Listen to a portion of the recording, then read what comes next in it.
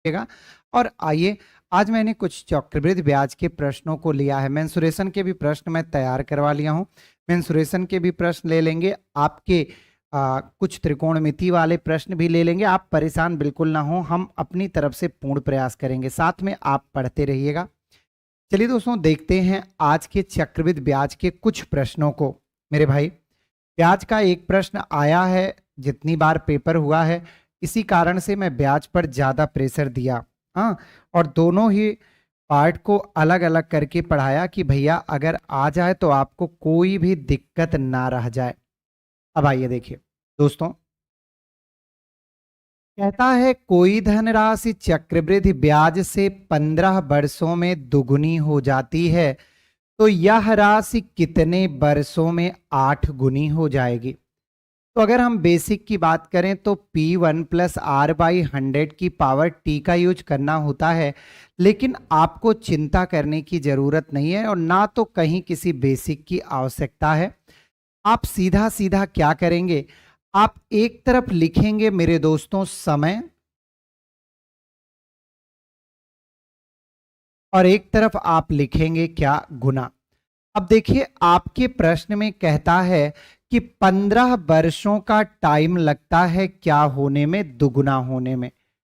15 वर्षों का टाइम लगता है दुगुना होने में, तो ठीक है, समय को लिखिए 15 और यहां लिखिए दुगुना।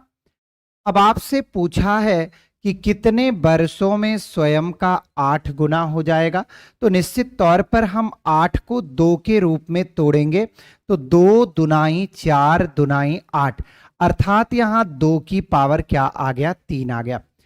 इस समय का इसकी घात से मल्टीप्लाई ही उत्तर हो जाएगा।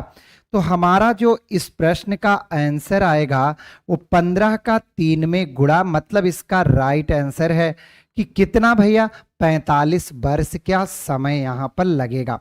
तो राइट आंसर है इसका ऑप्शन नंबर बी। जिन लोगों ने 45 दिया, जैसे अभिषेक जी ने दिया है, सत्येंद्र कुमार जी बहुत बहुत स्वागत है, अंजलि कुमारी जी, दीपिका कुमारी जी बहुत बहुत स्वागत है। सत्येंद्र जी ने आज बहुत मैसेज किया है और बार बार मैसेज डिलीट किया है, तो ऐसा मैसेज करना ही क्यों जो बार बार डिलीट करना पड़े। ठीक है, चलिए आज के दूसरे क्वेश्चन की ओर चलते हैं। और दोस्तों, निवेदन है क्लास को शेयर जरूर करिएगा। थोड़ा सा इसको छोटा कर देते हैं जिससे आपको पढ़ने में आसानी रहे। देखिए मेरे प्यारे दोस्तों, कहता है कोई धनराशि चक्रवृद्धि ब्याज से 4 वर्षों में दुगुनी हो जाती है। हमने ज्यादा प्रश्न लिया क्योंकि यह आया हुआ है।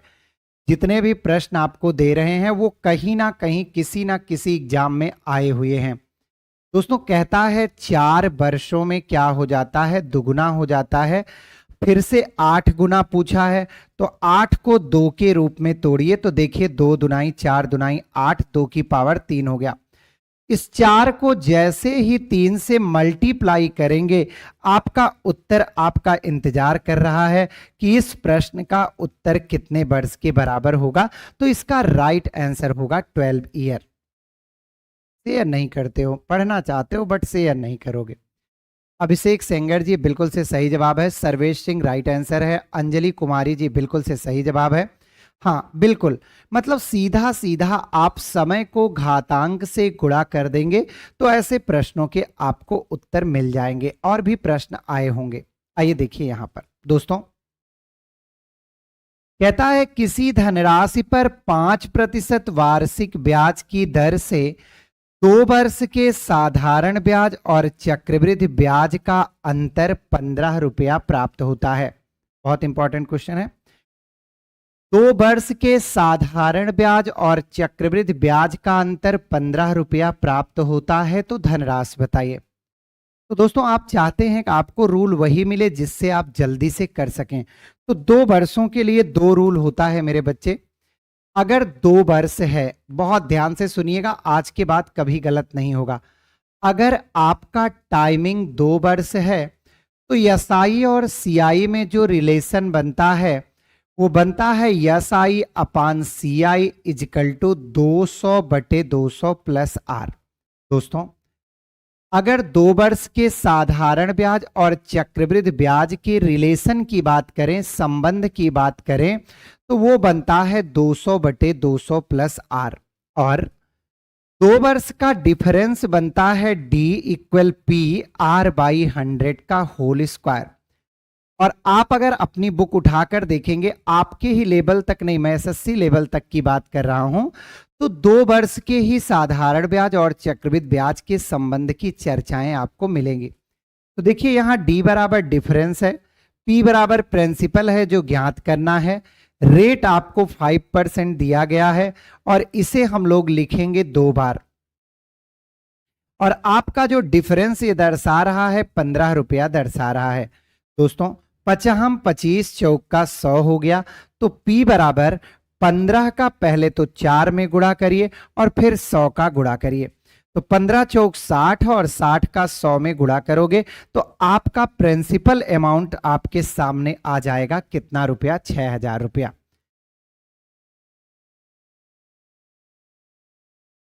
अरे बाप रे बाप, अंजलि जी लिख रही सर सीआई का फुल फॉर्म। लो भैया, एसआई का फुल फॉर्म होता है सिंपल इंटरेस्ट साधारण ब्याज,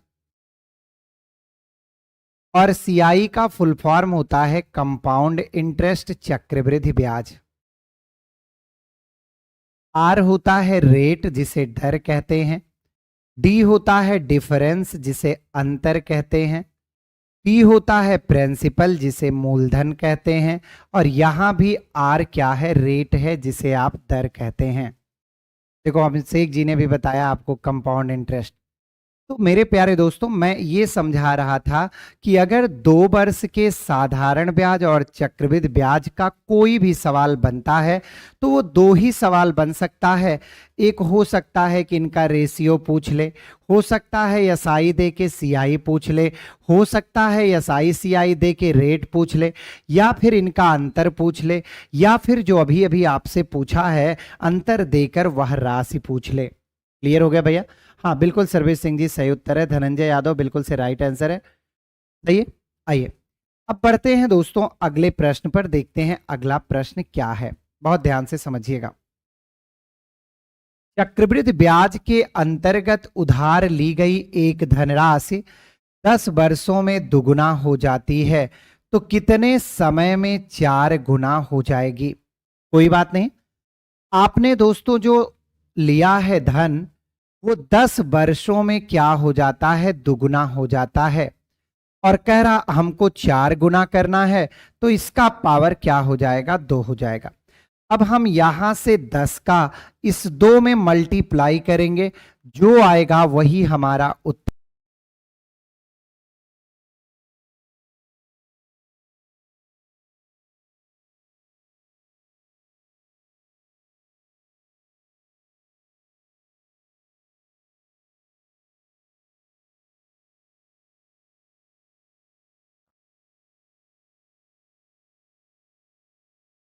ठीक है, चलिए अगले पे चलते हैं। अगला प्रश्न देखिए, अगला प्रश्न क्या कहता है। हाँ थोड़ी देर के लिए रुका हुआ था, अब सही है ना? अब ठीक है। चलिए देखिए अगला प्रश्न। 5वां प्रश्न क्या कहता है, ध्यान से देखिएगा। कोई धनराशि चक्रवृद्धि ब्याज से 6 वर्षों में दुगुनी हो जाती है। मतलब आपको पहला जो संबंध दिया है वो 6 वर्षों में कितना गुना की कर रहा है? दुगुना हो जाता है। और 8 गुना पूछा है, तो 8 को आप क्या लिखते हैं? आप 8 को लिखते हैं 2 की पावर कितना? अरे 2 दुनाई 4 दुनाई 8, मतलब 2 की पावर 3। तो 6 का आप 3 से गुणा करेंगे तो 6 त्रिक आपका कितना वर्ष हो जाएगा? 18 वर्ष।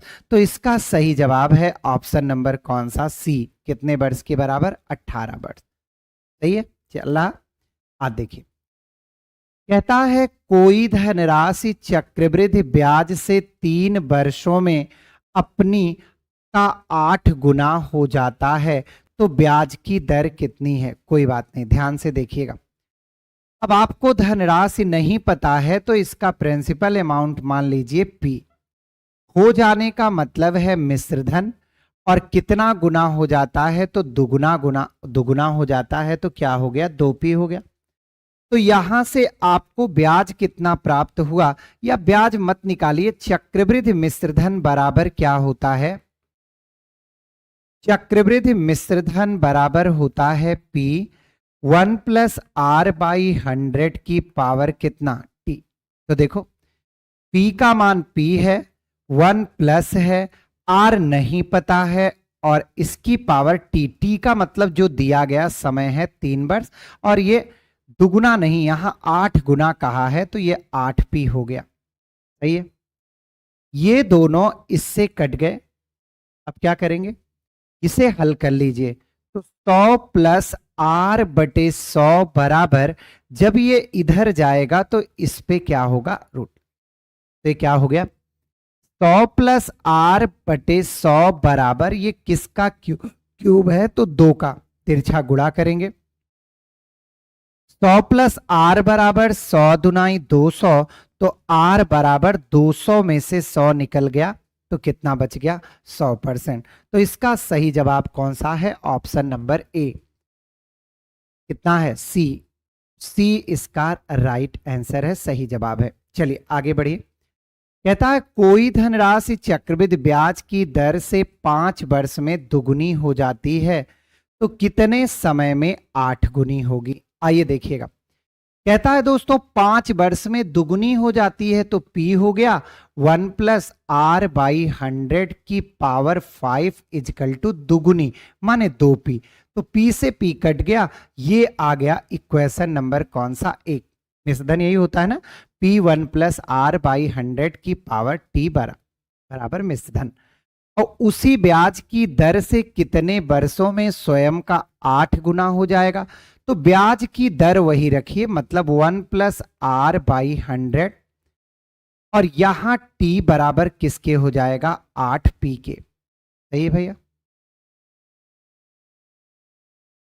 तो ये यहां से दोनों कट गए तो 1 प्लस आर बाई 100 की पावर T बराबर आपका कितना आ गया, 8 आ गया। अच्छा 5 वर्ष में दुगुनी दिया है तो स्वयं बेसिक से बता रहे हैं 8 का। तो देखो ऐसे ही करते हैं, 1 प्लस आर बाई 100 की पावर T और 8 को करेंगे तो 2 की पावर 3।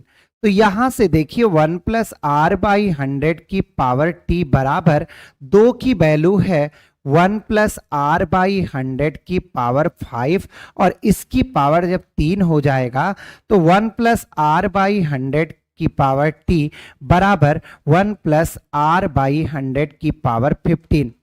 जब बेस समान हो तो पावर समान हो जाता है, तो हमारा उत्तर आ गया कितना वर्ष, 15 वर्ष। ये इसका बेसिक है और इससे नहीं करना है तो भैया अभी तो मैंने आपको बताया कि अगर बेसिक नहीं करना है तो आपको बिल्कुल शार्ट बताया, क्या, एक तरफ आप समय लिखिएगा और एक तरफ गुना लिखिएगा। समय कहता है 5 वर्ष, होता है दुगुना। 8 को 2 के रूप में तोड़िए तो 2 दुनाई 4 दुनाई 8, इस 5 का इस 3 में गुणा ही हमारा उत्तर हो जाता है। तो हमारा उत्तर हो जाएगा कितना वर्ष, 15 वर्ष। ठीक है, चलिए 9वां प्रश्न देखिए। कहता है चक्रवृद्धि ब्याज की किस वार्षिक दर से कोई धनराशि 2 वर्षों में स्वयं का 4 गुना हो जाएगा।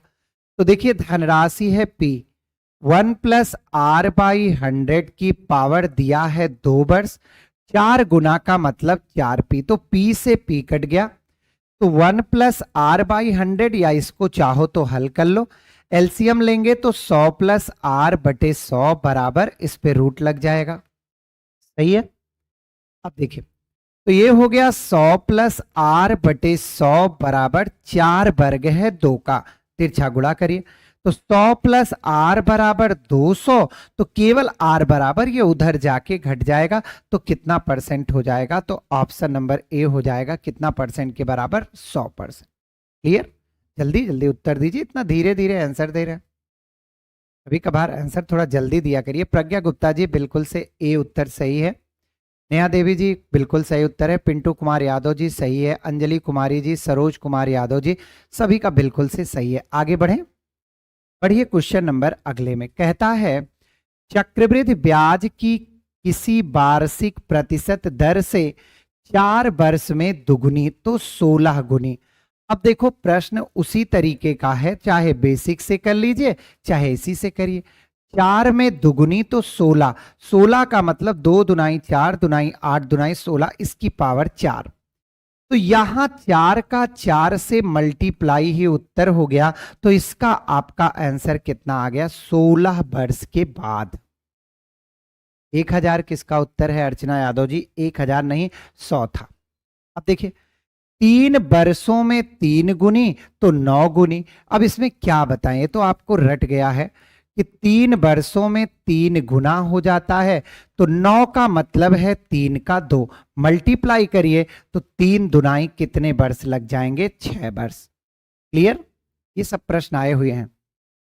आगे आइए, देखिए एक धनराशि 3 वर्षों में चक्रवृद्धि ब्याज पर 1.3331 गुनी हो जाती है।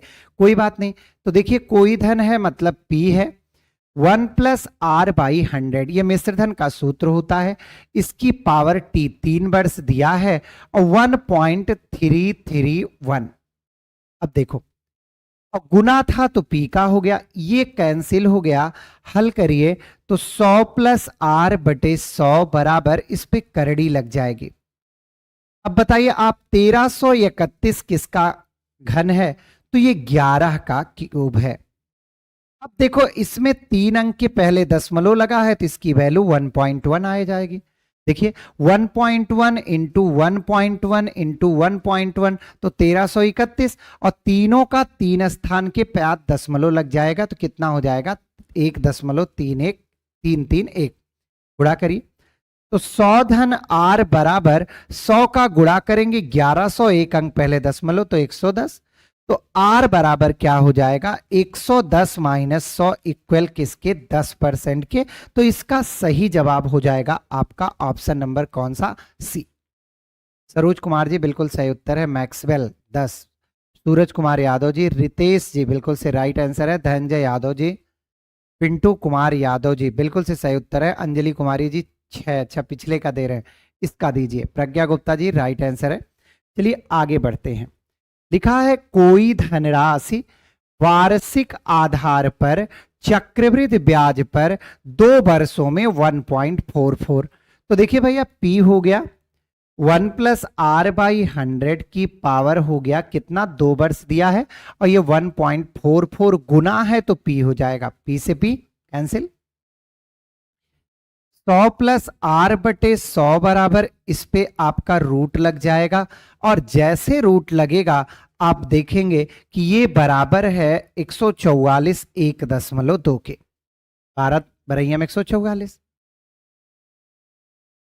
12 का आंसर बी होगा। चेक करते हैं भाई, गुणा करिए तो 100 प्लस आर बराबर हो गया 120, गुणा करेंगे तो आर बराबर हो गया 20। तो जिन्होंने कहा कि ऑप्शन बी सही है, बी नहीं, इसका ऑप्शन कौन सा सही है? डी।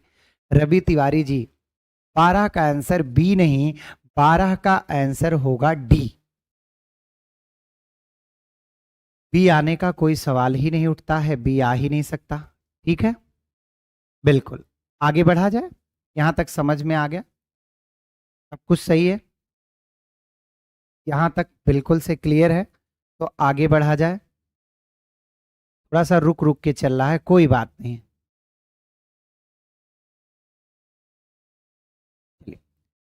आपको अगले प्रश्न की ओर ले चलते हैं। Question number next, question number 13 क्या कहता है, ध्यान से देखिएगा। ए ने बी को 2500 रुपए तथा सी को कुछ धनराशि 7%, अब यहां ध्यान रखिएगा ये लिखा है साधारण ब्याज पर। तो आइए देखते हैं, ए को दी गई राशि है 2500 रुपया, तो ब्याज बराबर क्या होता है? ब्याज बराबर होता है मूलधन गुणे दर गुणे, देखो समय दिया है क्या, कहता है 4 वर्ष, तो उसने ए को 2500 रुपया दिया, और 2500 रुपया कितने प्रतिशत से? 7% से, कितने वर्षों के लिए? 4 वर्षों के लिए। और वहीं इसने बी को कुछ राशि दी, तो बी की राशि पता नहीं है, तो बी की राशि आप अपनी तरफ से मान लीजिए कितने के बराबर? पी के बराबर। लेकिन दर इसका भी 7 रखा, समय वही रखा बटे 100, और ये बराबर टोटल ब्याज पाया है 1120। ध्यान रखिएगा यहां ब्याज क्या लिखा है? साधारण, तो आप साधारण ब्याज का प्रयोग करेंगे। क्या हो गया भैया? ये कट गया, ये 700 प्लस आ गया, इससे इसको काट लीजिए तो 7p बटे कितना हो गया 25 बराबर 1120 के। तो देखिए यहां से 7p बटे 25 बराबर हो गया 1120 माइनस 700। तो 7p बटे 25 बराबर हो गया 1120, 700 घट गया 420, 7 से काटिए 6 आ गया। तो p बराबर 25 का 6 में गुणा करिए तो ये कितना हो गया 1500 रुपया। मतलब जब उसने ए को 2500 रुपया दिया था तब उसने बी को जो धनराशि दी थी वो कितने के बराबर थी 1500 के बराबर थी। ठीक है, सही है। आगे चलें, कोई बात नहीं, 14वें प्रश्न पर चलते हैं। कहता है मोहन ने कुछ धनराशि 9% पर और उसी के बराबर 10% पर। तो मान लीजिए एक P है, दूसरा भी क्या है P है। पहला 9% है, दूसरा 10% है। समय दोनों के लिए सेम रखा है 2 वर्ष, तो ब्याज इतना मिलेगा और यहां से भी ब्याज आपको इतना ही मिलेगा। और वो कमाया है 2 वर्ष के बाद कितना 760 रुपया। तो 9 दूनी 18p और प्लस 10 दुनाई 20p और बटे में 100, ये बराबर हो गया किसके 760 के। सही भैया। अब देखिए 20 10 30 8 38p बराबर हो गया 760 गुणा 100, 2 बार जाएगा तो P बराबर आ गया 2000 रुपया। देखिए क्या पूछा था, प्रत्येक ऋण के लिए दी गई राशि कितना है। तो प्रत्येक आदमी को PP रुपया दिया तो P की वैल्यू आ गई 2000, तो प्रत्येक व्यक्ति को दी गई धनराशि कितनी है 2000। ठीक है। अगर पूछता कुल दी गई धनराशि कितनी है तो 2000 उसने पहले दिया था और 2000 दोबारा से दिया, तो 2 और 2 मिला के क्या हो जाता 4000। तो जिन्होंने इसका उत्तर 2000 दिया है उनका उत्तर सही है। सरोज जी 2080 कहां से आ रहा भाई, 2080 किस रूल से करने पर आपका आ रहा बताएं।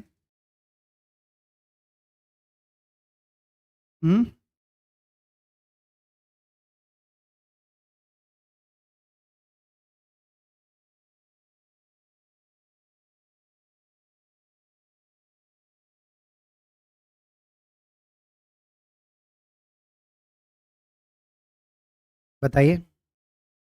ठीक है, तो कितना आएगा,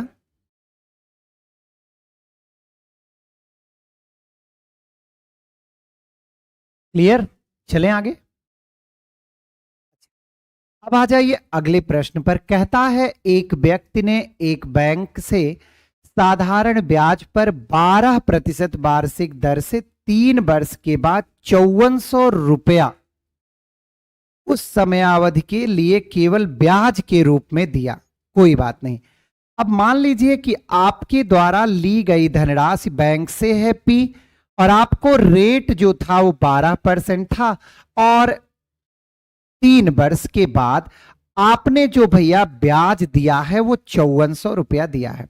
तो साधारण ब्याज बराबर क्या होता है, मूलधन गुणे दर गुणे समय बटे 100 होता है। कर लीजिए, देखिए कैसे करें।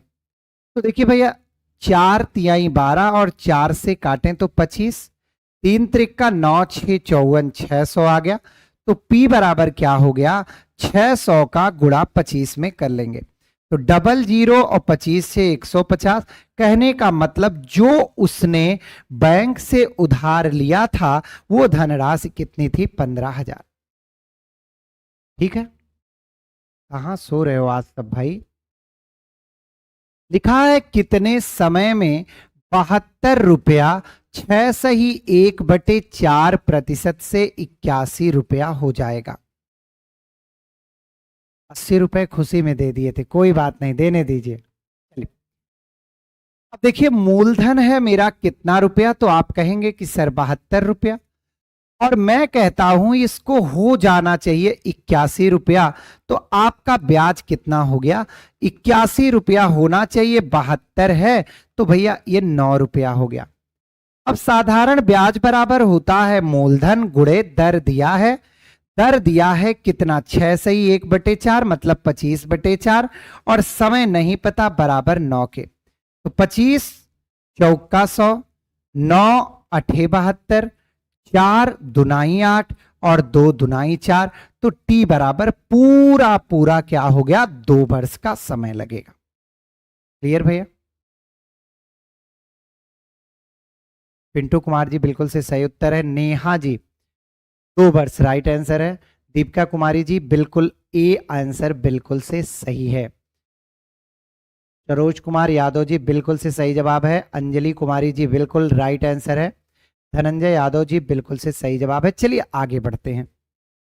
आइए, लिखा है 7300 रुपया 5% वार्षिक ब्याज से 11 मई 1987 को दिया गया। देखिए भैया, कौन कौन से महीने लेने हैं, तो मई लेना है क्योंकि 11 को दिया गया था, और 10 सितंबर तक लेना है। तो मई हो गया भैया, जून हो गया, जुलाई हो गया, अगस्त हो गया, सितंबर हो गया। देखिए, कहता है दोनों दिन सम्मिलित हैं, तो आप बताइए मई में कितना दिन होता है, तो मई में 31 दिन होता है। अब 11 को आप लिए हैं तो 10 दिन छोड़ दिए, तो मतलब मई में जो ब्याज है वो 21 दिन का है। जून कितने का, तो 30 का, जुलाई कितने का, 31 का, अगस्त कितने का, 31 का। भाई मंथ तो पता है ना कौन कितने का होता है। कोई बात नहीं सरोज कुमार यादव जी, वही कमेंट मत करिए, हो गया। सितंबर में आपका कितने तक लिया गया, 10 तक, तो टोटल कितने दिन हो गए, तो हम जोड़ेंगे। तो देखो 1 1 2 1 3 आराम से लिख लीजिए। 3 3 6 3 9 3 12 123 दिन हो गए। अब क्या देखना है, अब आपको देखना है 87 लीप ईयर है कि साधारण वर्ष है। तो देखिए ये साधारण वर्ष है क्योंकि 4 से नहीं कटता, तो इसमें 365 दिन होंगे। तो अगर मैं इसे वर्ष में बदलूं तो ये हो गया इतना। अब तो ब्याज निकाल ही सकते हो। ब्याज बराबर होता है मूलधन 7300 गुणे दर, दर देखो 5%, समय दिया है 123 बटे 365 और गुणे में क्या 100। देखो इससे ये 5 बार में कट जाएगा और 5 से ये कट जाएगा, तो हमारा सीधे सीधे जो ब्याज बना वो कितना रुपया बन गया, 123 रुपया। सही है। उत्तर देने में आज बहुत लेट कर रहे हैं। देखिए सिंपल सा तो है, मई में कह रहा है कि 11 मई को सम्मिलित किया गया है, तो मई में टोटल 31 दिन होते हैं। अब टोटल 31 दिन में से अगर 10 दिन 11 तारीख से लिया जा रहा, तो मतलब 10 तारीख तक छोड़ा गया है। ठीक है, कोई दिक्कत। 123 बिल्कुल से इसका करेक्ट आंसर है। चलिए अगले क्वेश्चन पर ले चलते हैं। कहता है एक आदमी 60,000 रुपए का कुछ भाग 5% की दर से, तो कुछ भाग का मतलब मान लीजिए पी रुपया 5% की दर से। ठीक है, अब वर्ष नहीं दिया तो एक वर्ष में ब्याज ये बनेगा। फिर से ध्यान से सुनिए, 60,000 रुपए का कुछ राशि 5% दर से, तो जो मैंने माना राशि पी है 5% की दर से ब्याज बनेगा, और शेष को 4% ब्याज की दर से उधार दिया। कोई बात नहीं भैया, शेष कितना बचा, तो अगर 60,000 में से मैंने पी ले लिया तो बचा है 60,000 माइनस पी गुणे 4 और समय वही है। अब कहता है मुझे कुल 2560 रुपया ब्याज मिला। हल करिए, तो ये हो गया भैया 5p प्लस लगाइए 4 का 6 में गुणा करिए 2,40,000 हो गया, माइनस में 4p हो गया, बराबर में 2560, और ये 100 दोनों का है, तिरछा गुणा 100 हो गया। यहां देखिए ये p हो गया। अब भैया 2,56,000 में से 2,40,000 आप घटा देंगे तो कितना आ गया, 16,000 रुपया। लेकिन 16,000 रुपया 5% पर दिया गया, तो कहता है 4% पर, तो 60,000 में से हम लोग 16,000 को घटा देंगे। तो देखो जीरो आ गया, जीरो आ गया, जीरो, 10 में से 6 गया, 4 आ गया, और यहां आ गया कितना, 6 में से 5 में से 1 गया 4। तो टोटल दी गई धनराशि कितना थी, 44,000 रुपया। दोनों का ध्यान रखिएगा। चंदन अवस्थी जी किसका 73 दिन दे रहे हैं,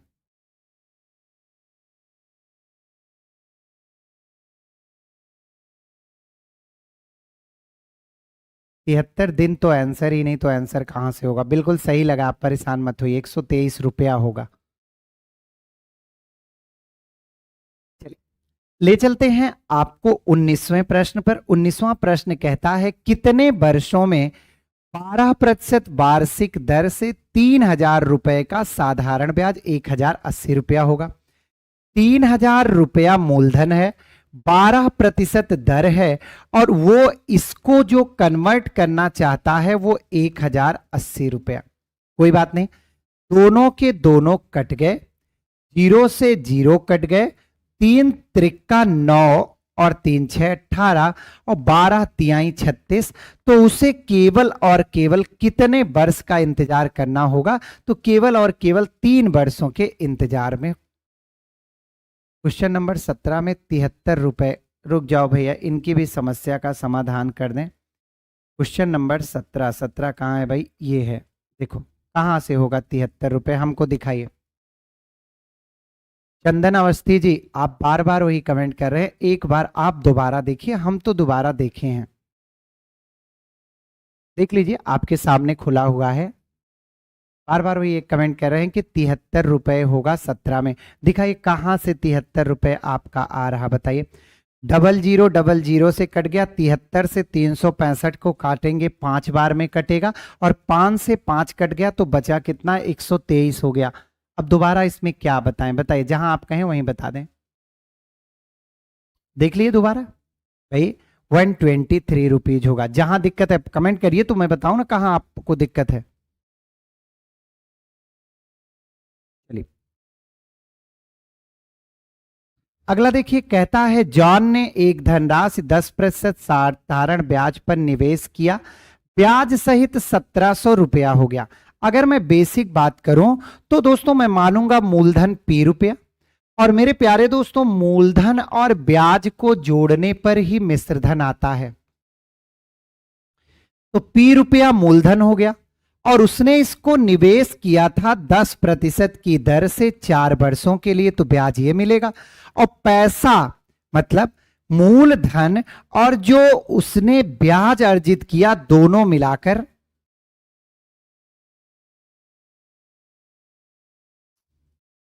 अरे चंदन अवस्थी जी, मैंने 123 से 365 को नहीं डिवाइड किया है, मैंने 73 से किया है। देखो 5 तिहाई 15, 5 सते 35, 1 36, 5 आ गया, तो 5 से 5 कैंसिल हो गया, तो केवल और केवल क्या बचा? 123 बचा। खुद पर ध्यान नहीं देंगे, और वही कमेंट देखिए लगातार ऊपर से नीचे तक मारे। एक बार आप चेक करिए, अच्छा आप ठीक हो गया, तो आप भी अपना ध्यान दीजिए ना भाई। हाँ बिल्कुल प्रज्ञा जी, 73 से पूरी तरह जो है डिवाइड हो जाएगा। तो अब इसको हल करते हैं भैया। ये जीरो से मैंने जीरो काट दिया, बाकी मैं ना काटूंगा, तो ये 10 का P में गुणा 10P और 4P, 14P बराबर हो गया 77, मतलब, और यहां उसी 10 का गुणा हो गया, सही भैया। तो P बराबर हो गया 14 पंचे 70, और 14 पंचे 70 और गुणे 10, तो ये 500 कितना रुपया हो गया? 50। तो इसका राइट आंसर आपका किसके साथ चला जाएगा? तो ऑप्शन नंबर सी का जाएगा। ठीक है, चलिए छोड़िए, अब उनको मैंने दिखा दिया, दोबारा भी समझा दिया। अगर अब भी नहीं काट पा रहे हैं तो भाई ये बड़ी बुरी बात है। आगे बढ़िए, क्वेश्चन नंबर इसमें कहता है 1860 रुपया, कोई बात नहीं भैया। तो देखो आप पहले 1860 रुपया 12% प्रतिवर्ष से कितने समय में इतना हो जाएगा? तो देखो भैया आप पहले ब्याज निकाल लो, ब्याज बराबर होता है मिश्रधन और मिश्रधन और माइनस मूलधन। 1860 रुपया है, तो देखिए 2 जीरो आ गया, 1 आ गया, अब यहां घटा लीजिए, 14 में से 6 गया, तो 6 4 10 4 14, 8 हो गया, यहां 15 में से 8 गया, 781, मतलब ये इसका ब्याज है। तो ब्याज बराबर होता है मूलधन गुणा भैया दर 12% गुणा समय बटा 100 बराबर। अब मैंने इसका जीरो से जीरो काट लिया, ठीक है, मैंने इसको भी काट लिया, 2 पंचे 10, 2 नवा 18 और 2 तिहाई 6। 12 से काटो, देखो कटना चाहिए, 12 6 72, 73 74 75 76 77 78 6 61, 12 पंचे हो गया, यहां दशमलव लग जाएगा, 12 पंचे 60, 1 61, 12 1 के 12। सही भैया। अब देखो 93 से काटो तो 7 बार में ये कट जाएगा, तो ये आ जाएगा 0.07। अब t बराबर क्या हो गया, तो t बराबर आपका हो गया 5 सते 35। यहां देखो 93 से अगर आप काटते हो तो ये आ जाएगा कितना, 7 ही तो आएगा, 7 त्रिक 21,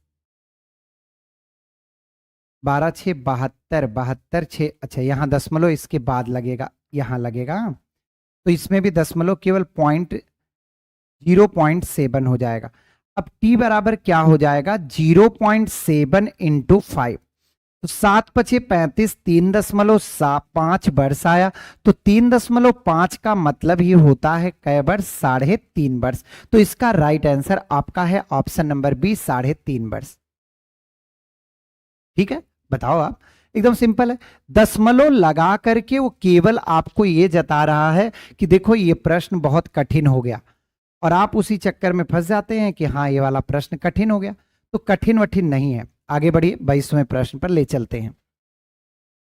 यदि किसी आदमी को अपनी पूंजी का 1/4 भाग पर 3% ब्याज मिलता है, देखो तो मान लो भैया मेरी पूरी पूंजी है P, तो 1/4 मतलब P/4 पर जो ब्याज मिलता है वो 3% से, तो मान लीजिए समय नहीं दिया तो 1 वर्ष का ब्याज ये मिलेगा, गुणे 100। अब कहता है 2/3 पर, तो 2/3 का मतलब भैया 2P/3। कितने परसेंट से ब्याज मिलता है, 5% से।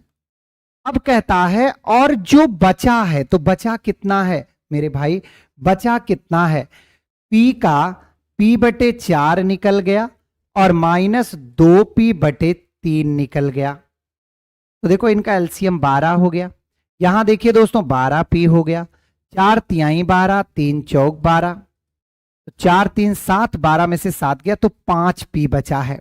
कितना, 5P/12 बचा है, गुणा में 100 कर लीजिए, और यहां अब की बार रेट कितना रखा है, 5%, नहीं तो 5 इसका था, शेष पर 11%, और गुणे समय इतना पर, तो मिलने वाला ब्याज प्रतिशत कितना है, यही आपसे पूछा है। तो भैया टोटल ब्याज हम लोग यहां से निकाल सकते हैं, आप निकालना चाहें निकालें। देखिए 3P/400 हो गया, प्लस में 10P/300 हो गया, और प्लस में 11 पचे 55P/1200 हो गया। ध्यान से समझिएगा, एलसीएम हमारा 1200 होगा, तो देखिए 4 तिहाई 12 9P, 3 चौक 12 40P, और 12 तो 12 है ही, उसको कुछ करना नहीं। तो टोटल ब्याज आपको कितना मिला, तो भैया 55 40 जोड़ लीजिए, तो 50 40 90 5 95 और 500 104, इतना ब्याज मिला है। कितना, 104P/ कितना मिला है, ध्यान से समझिएगा, 104P/1200 ब्याज मिला है। और कितने पर मिला है, तो दोस्तों मिला है टोटल धनराशि P रुपए पर, प्रतिशत चाहिए तो गुणे 100, इससे इसको काट लो, इससे इसको काट लो, इससे इससे काटिए, कितना, 12 8 96, 8 पॉइंट समथिंग आ रहा है। समग्र पूंजी पर मिलने वाला ब्याज कितना है, तो हमको जो ब्याज मिला है दोस्तों 100, अच्छा हाँ देखिए आपको जो ब्याज मिल रहा है, देखिएगा हमें लगता है इसका आंसर मिसमैच है। 104P/ कितना ब्याज मिल रहा है, 104P/B मिल रहा 1200 रुपया ब्याज। कितने पर मिल रहा है, तो देखो अब चाहो तो ऐसे भी कर सकते हो, देखो P मूलधन गुणा दर ज्ञात करना है, समय 1 ही वर्ष मैंने लिया था बटे 100, और जो ब्याज मिल रहा है वो 104P/1200 मिल रहा। यहां से भैया ये दोनों कट गए, देख रहे हो, P से क्या हुआ, P कट गया, तो R बराबर हो गया 104/12, तो 12 8 96 80 आया, 8 पॉइंट समथिंग आएगा, इसमें जो है नहीं दिया है। क्लियर। एलसीएम, एलसीएम देखो, क्यों भाई, 1200 300 400 का एलसीएम 1200 ही तो होगा। देखो 4 3 12, तो 4 तिहाई 1200, बाकी ऊपर तो ठीक ही है, 5/12 आया। तो 1200 4 तिहाई 12, 3 त्रिका 9, 3 चौक 12, तो 10 चौक 40 और 55, तो सही तो है भाई। 55 40 95 500 और 104 पी बटे 1200, ठीक तो है यानी जी, ठीक तो है। एक चीज और चेक कर लेते हैं। पूरी धनराशि पी थी, मतलब 1 मान लो, 1 का 1/4 तो 1/4 माइनस इसका 2/3 तो 2/3, एलसीएम 12 ही होगा। तो ये 12 माइनस 4 तिहाई 12, और यहां शायद गलत है, यहां देखो, इसे जब करेंगे ना तो ये देखो क्या हो जाएगा, 4 तिहाई 12 हो गया, 3 चौक 12, तो 8 हो गया, तो 1/12 होगा। जो 5 आप लिखे हो ना वो 1 बचेगा, केवल पी बचेगा, पी गुड़े 11 गुड़े 1/12 गुड़े 100। तो यहां 55 नहीं होगा, यहां केवल 11 पी बटे क्या होगा 1200। तो यहां भी 55 नहीं होगा, यहां 11 पी होगा। तो अगर अब हम जोड़े तो देखो क्या आ गया, 40 10 50 10 60 पी बटे 1200 आ गया। इसे हम लिख सकते हैं पी बटे कितना भैया, 0 से 0 20 अब आ जाएगा। अब यहां आप क्या रखोगे, यहां आप पी बटे 20 रखोगे। पी बटे 20 का ब्याज कितने में मिल रहा, पी में, और गुड़े क्या हो गया 100 हो गया। तो पी से पी कट गया, 20 पंचे 100। तो आपका राइट आंसर जाएगा किसके साथ, ऑप्शन नंबर के साथ। ठीक है, क्लियर हो गया। अच्छा चलिए अगला प्रश्न आपके लिए होमवर्क है, इसे आप करिएगा। हाँ, तो आज की क्लास में दोस्तों बस इतना ही रखते हैं, कल आपसे पुनः मुलाकात होगी, तब तक के लिए बहुत बहुत धन्यवाद। जय हिंद।